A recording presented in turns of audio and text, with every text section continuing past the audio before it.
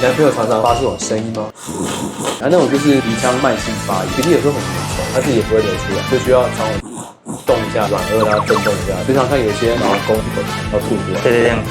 对，就是大部分都是老人才会做这件事情。老人家的鼻腔纤毛跟咽喉纤毛比较退化，所以他常常会没办法把黏液排干净。一般这种会建议鼻腔冲洗用那个洗鼻器，因为它其实在鼻腔后面，它刚好鼻腔跟咽喉是有个转角，这边会不舒服。那要怎么样改善这个情况？就是要先检查，先检查因为气管问题还是因为鼻腔慢性发炎。一般我们会先用鼻镜，之前就打开来，我会先喷药，喷，那你有没有消肿？看完之后会拿这个吸鼻器，看看他鼻涕从哪里来。吸好强哦，所以要很温柔，不然便会痛。然后看完再把它吃进去。看完之后，按片就丢掉就好了。那可以帮我配给动不动都卡痰的朋友哦。